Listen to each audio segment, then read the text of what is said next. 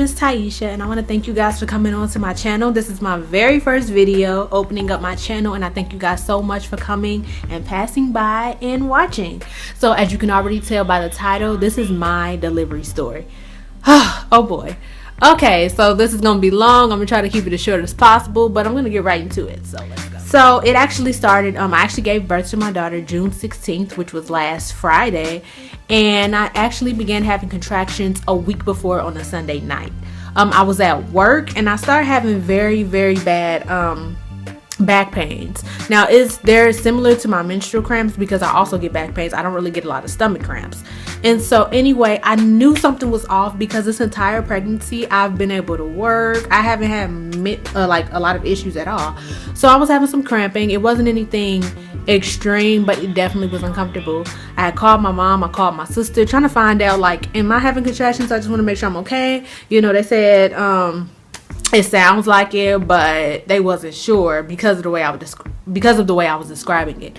So I finished work. I was so glad to finally get home. The next morning I was still having contractions, but I'm the type of person, I love to work, I love to go to school, I like to get stuff done. So my first thing, I was getting up in the morning at 8 a.m. in pain, getting ready to go to work, and my mom was just like, no, you're gonna stay at home, you need to call your doctor. And I'm just like, I need money though, I need to go to work. But anyway, so she took me to the hospital. They checked me and I was 3 centimeters dilated, and I was really excited because my original due date was June 30th, and I was just like, I'm ready to get this baby out. It is the summer, it's hot, I'm tired. I was really at that point in my pregnancy where I'm just like, okay, let's wrap this up. But anyway, so they checked, I was 3 centimeters dilated, so I automatically assumed I was gonna give birth that day. I did not. And so they kept me for about 4 or 5 hours, and they said, you know, if you go up about 4 or 5 centimeters, we'll go ahead and keep you. They checked me, still 3 centimeters, so they discharged me. And at that point I was still having contractions. They weren't as heavy, but I was having them, and at the same time I'm 3 centimeters dilated. So my mom suggested, and even like my job, they had kind of suggested, you know, just stay home. So I was already, my last day of work wasn't supposed to be until June 25th. So I ended up being out of work 3 weeks before, like 2 or 3 weeks before my original end date. So, or my original maternity leave. And so anyway, I was doing everything. I was Googling ways how to induce labor. Now, I know you're not supposed to do this, but I was just like, you know, I'm ready for her to come. So I'm walking, I'm cleaning, I'm doing squats, I'm doing every single thing. That baby would not budge at all. So I had a prenatal appointment that following Thursday, and so, you know, I'm ready, and I'm like, can you guys check, see if I'm dilated or whatever? And they were like, well, your water hasn't broken. I mean, have you been having any spotting? And I said no, but my mom had told me when she went into labor she didn't have any pain. And I'm just like, you know, maybe I could be going into labor and I just don't know it. Like, I was doing everything so they can hurry up and get this baby out of me. I was tired, and so they checked me. I was still 3 centimeters. So I'm doing everything, nothing worked, and eventually I just gave it up. I'm just like, okay, she's not gonna come, this is the end of it, that's that. And so finally on June 14th I had an ultrasound. And so by that time I was 37 weeks and 5 days pregnant. So that following day on June 15th, my contractions often come at night. So my mom had went off to work. She left about 10:30. Well, she left about 10 o'clock. And I started having the contractions. They started coming in. And at this point, I'm just like, you know, I did not want to call the doctor because I'm like, I don't want to go through going all the way up to the hospital and it's still false labor. And so I'm going through with it. But it was excruciating. It still wasn't crazy, but it was definitely like a lot. And so I texted my mom, letting her know, and she was telling me to time them. However, the pain was so uncomfortable, I couldn't even keep track of, you know, how far like the contractions were. So I'm just laying in bed, I'm balled up, like it was terrible. And so I'm trying to do things to get my mind off of it. I'm playing games on my phone, watching movies, nothing was working. And so I was just telling my mom, I'm like, you know, I'm texting her at work, I'm like, you know, I can't keep track of this. So what I'm gonna do is you know, if it goes on for another hour nonstop, I'm gonna take some Tylenol. If nothing works, you know, and if they're still going, I'm gonna go ahead and call the doctor. So by this point it was like 12:20, 12:30, and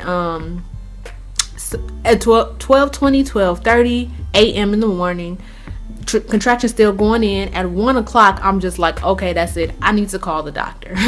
So I called my doctor. They're like, well, how far are your contractions? I said, I honestly don't know, but they are close. I'm like, I was in so much pain I could not keep up.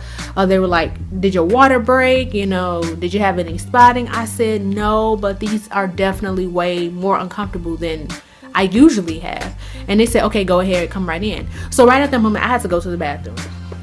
So at this point, I go to the bathroom. I use the bathroom. I'm done, and all of a sudden, I was like, I think that was my water that just broke.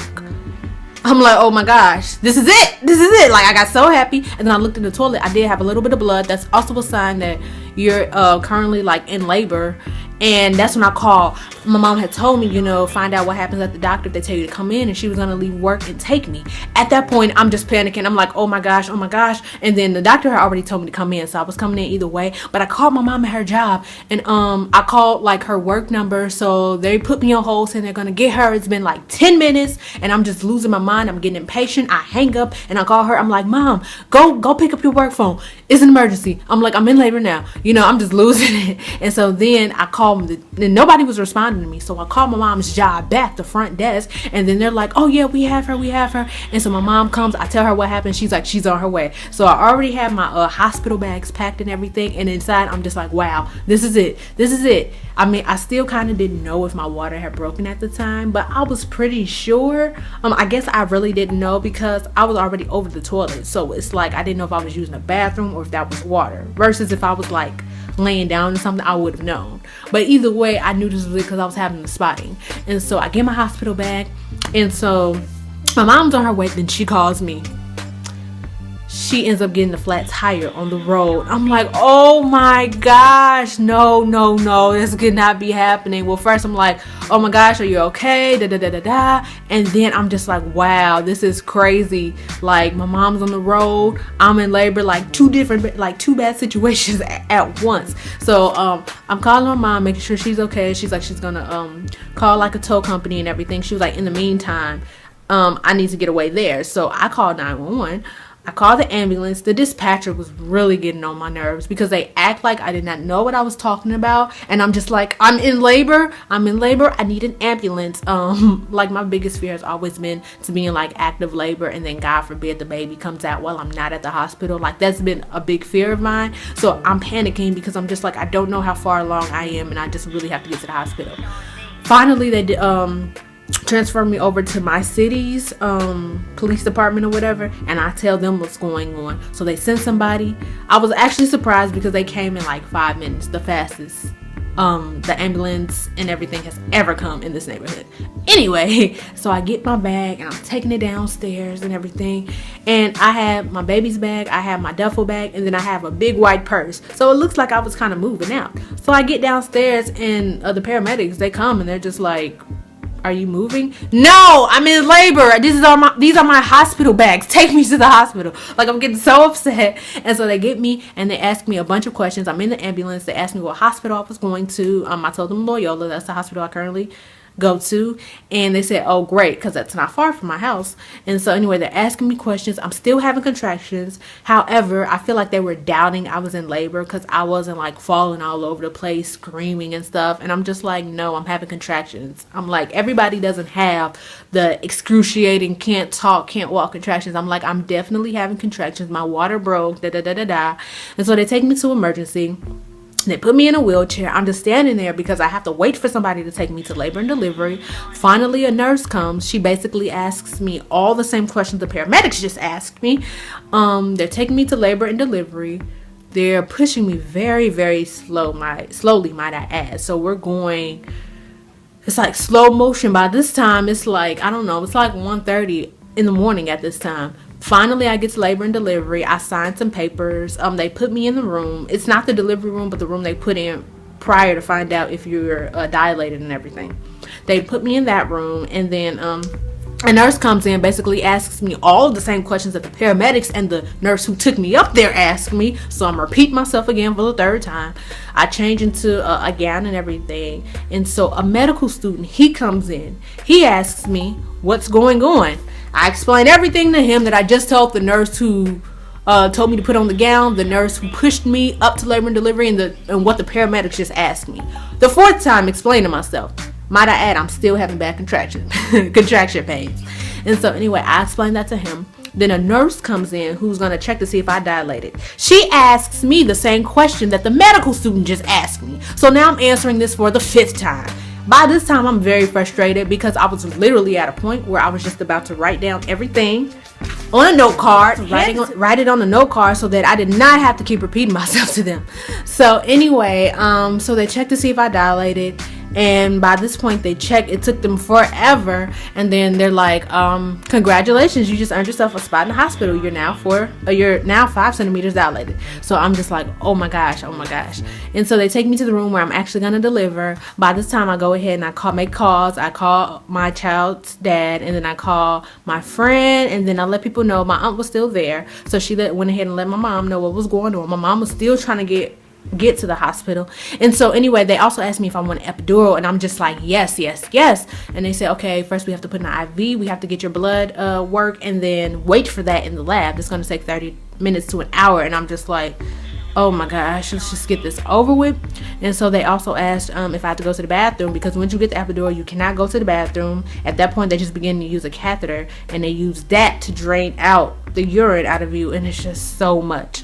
Anyway, and so the anesthesiologist, I can never say it right, he comes in with like a cart full of things and like tools and stuff, and I'm just like, hold on, what's going on? I always thought the epidural just consisted of a needle. They prick that in you and that's it. No, he walked me through the rules. He told me, like, you can't move, you know, if you move it can be nerve damage, like it's a bunch of stuff. So anyway, I'm just like, let's get this over with. I'm in excruciating pain, but I'm ready for this needle. Let's just do it. He went ahead, he told me I was gonna feel some sharp pains in my leg as it was going in, which I did feel. They went ahead and put that into my back. I'll try to insert a picture right here of what it kind of looks like.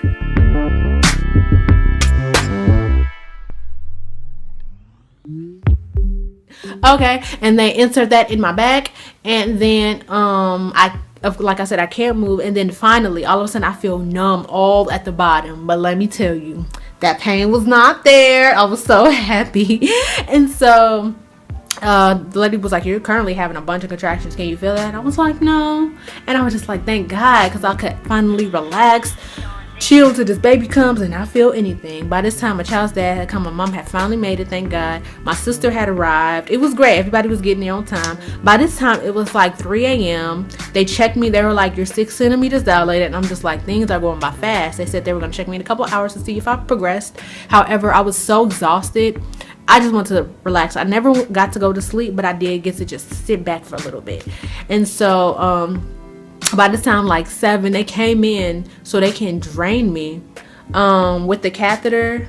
It was really weird, but when you have epidural, you can't feel anything. So they were checking to see how far I dilated. They were just trying to see, trying to use the catheter to drain me out. I didn't feel anything, so that was a breeze.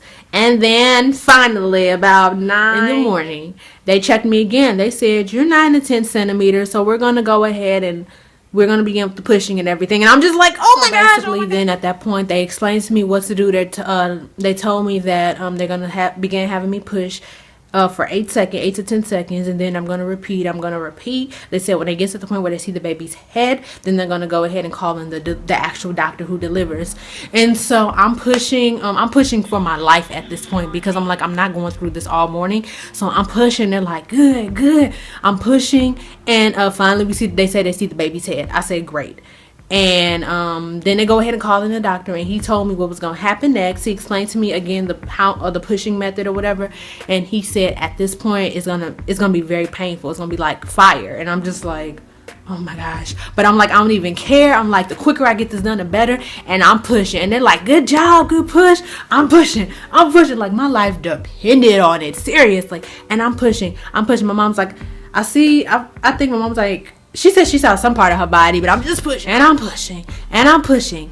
And then finally, my beautiful bundle of joy comes out. Zaiya is finally here. She was born 6 pounds and 2 ounces. It was such a relief to have her out. I also had some tears, so they had to spend time threading me up, but I didn't even notice because I was just so overwhelmed by her beauty, about her being here. Of course I cried, and it was just a beautiful thing. Her being here is by far the greatest blessing I've ever had, and I'm just glad she's healthy. And that's about it, I guess, with my story. I thank you guys so much for watching. Thank you for supporting my channel. Make sure you like, comment, subscribe, and I will see you guys later. Bye.